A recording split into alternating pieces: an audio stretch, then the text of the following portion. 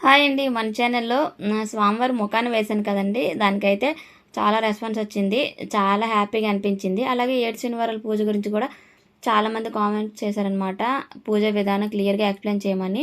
అయితే ఒక వీడియో క్లియర్‌గా పూజ విధానం ఎలా చేసుకోవాలి ఏంటనేది నాకు తెలిసిన పద్ధతిలో మీతో అయితే షేర్ చేసుకుంటాను.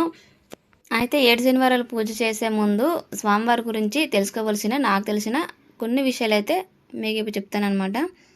సప్తగిరీశ్వరుడైన శ్రీ వెంకటేశ్వర స్వామిని తలుచుకొని భక్తులందరూ శనివారం నాడు తప్పకుండా తలస్నానం చేయడం, ఆ స్వామిని పూజించడం, రాత్రిపూట భోజనం మాని పలహారం అల్పాహారం మాత్రం పుచ్చుకోవడం మనం చాలా చోట్ల చూస్తూనే ఉంటాం. అలాగే వారం పొడుగున ఇలా చేయడం కుదరని వారు వారం చివరి రోజైన స్వామివారిని సేవించాలనే భావంతో శనివారం రోజు ఒంటిపూట చేస్తూ ఉంటారు. వారానికి చివరి రోజు శనివారం. ఇది నవగ్రహాల్లో శనిదేవునికి చాలా ప్రీతికరమైన రోజు అనమాట. అంటే శనిదేవునికి వెంకటేశ్వర స్వామికి సంబంధం ఏమిటి అంటే వెంకటేశ్వర స్వామి కూడా శనిదేవుడేనండి. అంతేకాకుండా మార్కండేయ పురాణంలో చెప్పినట్టు ఆదౌ కుమార రూపేణ షణ్ముఖో భగవాన్ హరిం వెంకటాచల నాదశన్ ముఖేనై కేన దృశ్యతే సౌభాగ్యదాయకం విష్ణుం వెంకటేశ్వర మచ్చయేత్ స్థిరవారే విశుద్ధాత్మ శ్రేయఛాయుం భూమాన్ లభేత్ శేషే చైశాఖలు బ్రాహ్మి సర్వచైతన్య రూపిణి శ్రీ వెంకటేశ రూపేణ దేవి సప్తగిరి స్థిత సర్వదాస్తి శనిర్వారే భక్తేష్టార్థ ప్రదాయిని ఇదం కలియుగే ముఖ్యం వ్రతం సత్యం సంశయ అని వ్యాస మహర్షి స్వయంగా చెప్పారు.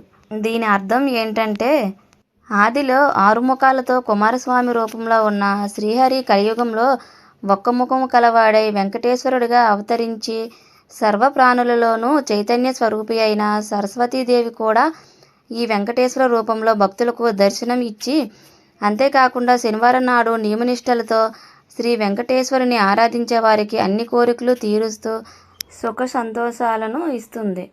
ఈ శనివార వ్రతం చాలా ముఖ్యమైనది. ఇందులో సందేహమే లేదండి. ఈ వెంకటేశ్వరుడు బాలాదేవిగా కనిపించాడు. అందుకే బాలాజీ అని కూడా ఈ స్వామిని పిలుస్తారు.